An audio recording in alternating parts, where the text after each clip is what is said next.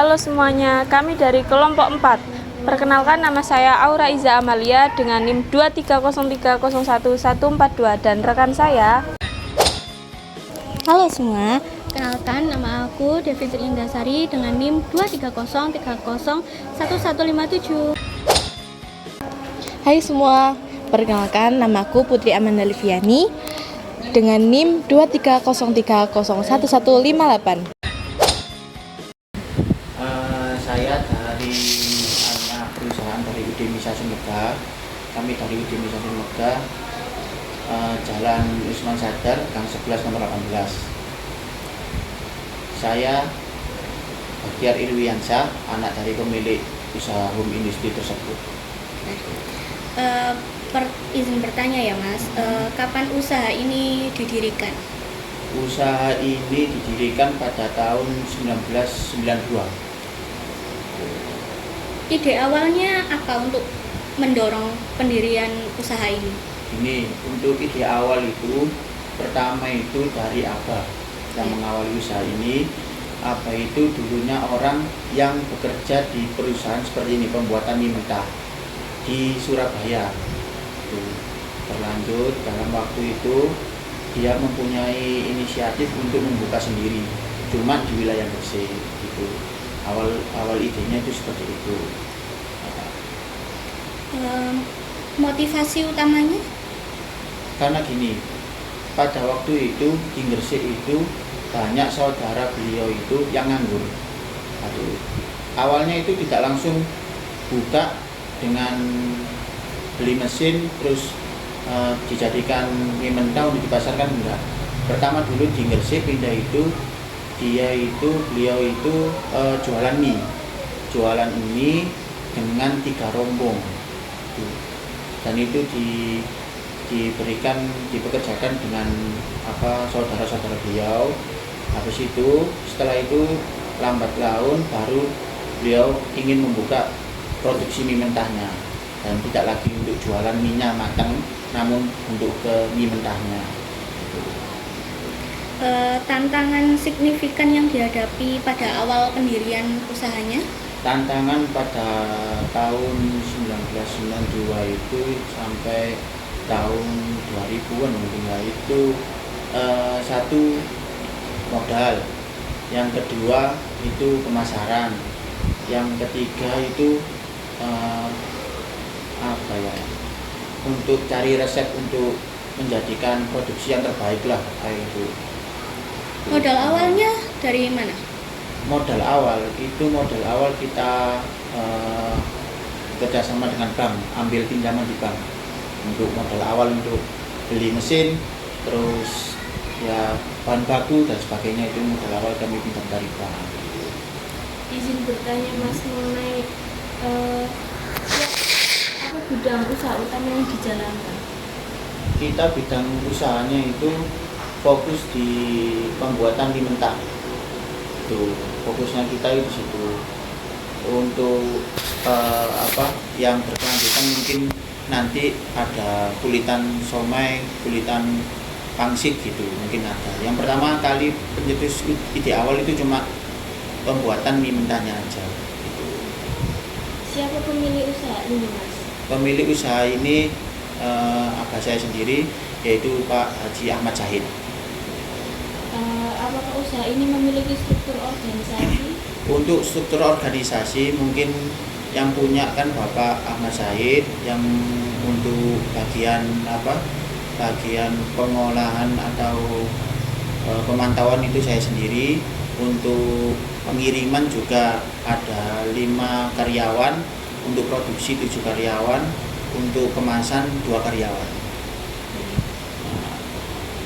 Jadi berapa kira-kira jumlah karyawan yang saat ini bekerja semuanya? Biasanya itu nggak mesti nih. Kalau rame kita itu ada tambahan karyawan dari luar gitu. Karena kan kita kan menjurus di usaha menengah ke bawah ya. Itu biasanya kan yang kita sasarkan dari depot sampai kaki 5. Jadi kalau pas pesanan lagi ramai, kita ambil orang dari sekitar rumah gitu. Jadi nggak bisa nggak bisa dibandingkan. Untuk karyawan tetap mungkin ada 15-an orang lah karyawan tetap. Nah, ini kan letaknya kan di kampung ya Mas. Nah, itu karyawannya itu bagian dari orang wilayah sini atau gimana? Gini, kita kenapa kok nggak pindah di sebelah jalan raya? Mungkin ini hasil dari jeripaya pertama kali beli perusahaan ini, maksudnya tanah ini. Jadi beliau tidak mau pindah di sebelah jalan raya itu. Terus yang kedua, untuk karyawan kita prioritaskan di wilayah sekitar. Kita ambil karyawan di wilayah sekitar. Kalau seumpama anak itu tersebut mau, monggo. Kalau nggak mau, kita ambil dari luar. Yang penting kita prioritaskan di wilayah sekitar dulu. Gitu. Berapa rata-rata omset usaha dalam sebulannya, Mas? Kalau omset itu mungkin nggak bisa dikalkulasi ya. Mungkin ada batas minimal, mungkin kalau per bulannya mungkin bisa sampai 50 sampai 60, 55 lah, 60 ke bawah lah, 50 patokannya 50 juta lah. Apakah usaha ini sudah memiliki izin resmi seperti NIB, sertifikat halal, atau Untuk BPOM? semua surat-surat perizinan sudah ada, halal, NIB, NPWP perusahaan semua lengkap langsung. Cuma nanti datanya bisa menyusul lah atau kalau pengen lihat nanti lah. Untuk strategi pemasaran itu apa aja Mas yang digunakan? Kalau sekarang ya yang saya lihat itu pemasaran itu ujung tombak dari semua perusahaan. Kenapa? Biasanya itu kalau produksi bagus tidak ada pemasaran tidak akan laku. Meskipun produknya sangat bagus tapi kalau marketingnya tidak jalan tidak akan jalan usaha itu. Jadi sekarang mungkin yang saya tahu itu pemasaran itu lebih utama. Kalau strategi pemasaran saya itu kita itu langsung jemput bola. Jadi kita itu untuk ada warung atau yang jualan mie ayam khususnya kita datangi, kita tawarkan produk kami, apa yang diinginkan penjual kami usahakan untuk memenuhi. Terus kita juga main untuk sekarang ya itu main media sosial juga ya, mengikuti perkembangan zaman lah kita itu. Kalau dulu itu memang kita langsung ke penjual-penjual, jadi kita datangi gitu. Apa ada platform online tertentu yang digunakan untuk promosi? Untuk promosi mungkin masih kita di Facebook aja gitu.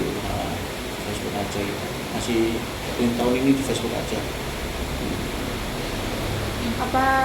Bagaimana respon pelanggan terhadap promosi online dan offline yang dilakukan dari pusat? Kalau promosi online itu sudah bagus, tanggapnya sudah bagus. Namun kita itu terkendala dengan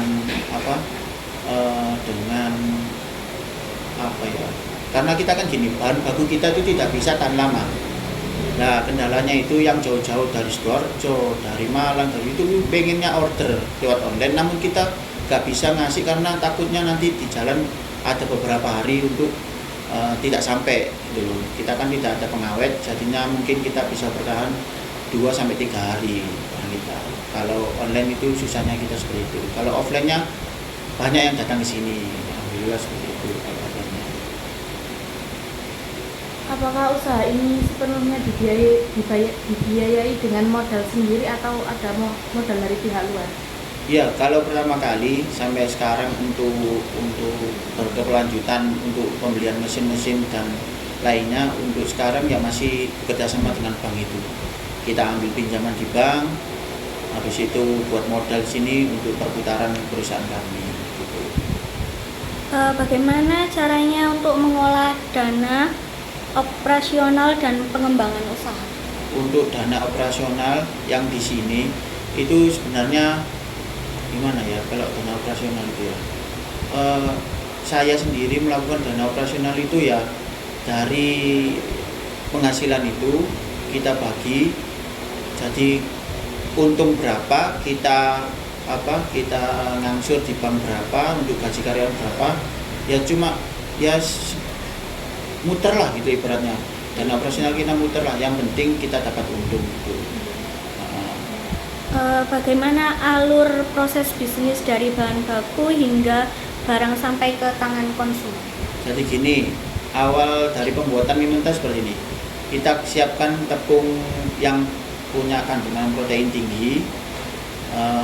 Anggap saja lah Cakrami, itu menurut kami itu tepung yang bagus. Habis itu kita siapkan lagi garam, terus telur itu kalau mie itu lebih baik itu yang putihnya aja, kalau roti itu kuningnya. Itu lagi telur, habis telur itu terus air, kita adon sampai 10 menit, kita baru proses lempengan. Habis lempengan itu dibolak-balik sampai 4 kali biar matang. Habis itu kita pencetakan. Nah, itu pencetakan itu mie-nya itu tergantung konsumen minta ketebalan berapa gitu. Habis itu dulu dikemas. Dulu itu cuma dikemas timbangan. Sekarang awal kali kita membuat inovasi baru itu digulung. Jadi dari konsumen sudah tidak pakai digulung, sudah porsian lah gitu. Nah, sudah porsian, alhamdulillah minat konsumen itu sekarang tinggi yang digulung daripada ditimbang. Sudah porsian karena memangkas waktu untuk pemorsian itu. Terus baru itu pengiriman. Untuk pengiriman kita masih pakai motor karena untuk konsumen kita sendiri kan banyak yang di kampung-kampung kecil. Jadi motor lebih efisien daripada mobil gitu. Bagaimana caranya memastikan kualitas produk dalam setiap tahap proses bisnis? Kalau kualitas produk kita punya SOP dalam arti bahan baku pertama itu harus bagus, yang kedua itu ada menitannya, karena kalau menitannya kurang nanti bisa berimbas dari terakhir pembuatan mie ayam itu pas waktu disajikan, mungkin itu kurang kenyal atau kurang kalis atau apa ya namanya kurang kenyal lah kayak gitulah gitu. Makanya kita SOP-nya itu ada, dimana itu dari awal bahan baku kita beli sampai proses pengiriman itu harus sesuai standar kita lah. Kemudian apa tantangan utama dalam proses produksi atau pengiriman? Kalau tantangan utama produksi itu biasanya itu kita tidak bisa memastikan kita produksi setiap hari berapa ton gitu. Karena apa? Kita kalau kelebihan itu takutnya kan besok kan nggak fresh. Nah, kita kan perusahaan di mana kita pengen buat selalu fresh, makanya kita tidak ada libur gitu. Terus yang untuk tantangan pengiriman mungkin tidak ada karena pengiriman itu identik jam aja sih, kekurangannya jam aja, tepat waktu pengiriman aja gitu.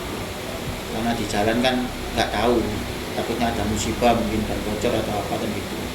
Cuma tantangannya seperti itu aja. Kan di dalam orang pebisnis gitu kan banyak pesaing ya tentunya. Lah, bagaimana cara menghadapi pesaingnya? Mungkin kita adu inovasi, kalau saya adu inovasi. Terus untuk pemula yang mau buka usaha seperti ini, mungkin ATM itu paling mudah lah. Kita amati dulu, kan? Tiru terus verifikasi, itu paling mudah. Yang saya diajarkan dari kuliah ya kayak gitu. Makanya kalau kita ada di sini banyak kok yang buat seperti ini banyak. Cuma legalitasnya, terus surat-suratnya itu dia belum mampu untuk mendaftarkan dirinya. Dia tidak mau untuk keluar untuk untuk mempromosikan lebih lanjut. Karena dia kan cari aman, satu tidak ada pajak, ya kan? Terus tidak ada kayak dinas kesehatan yang diwariwi ke sini, terus dinas pekerjaan juga, ya kan? Tuh, cari amannya. Kalau untuk bersaing ya kita bersaing inovasi aja kayak gitu. Terus produk-produk apa yang diinginkan oleh konsumen kita gercep langsung itu buat konsumen gitu. Untuk perusahaan ini apakah buka di sini aja atau memiliki cabang lain? Untuk perusahaan ini yang pertama itu di sini, yang kedua buka cabang di wilayah Bunga. Karena apa? Kalau kita produksi di sini, konsumen yang ada di ujung Pangka sama di Panceng tidak tercover karena kendaraannya kan jauh. Jadi kita inisiatif untuk buka di wilayah Bunga karena cangkupannya produksi di sana untuk pengirimnya di sana lebih dekat gitu. Jadi kita pisah. Terima kasih.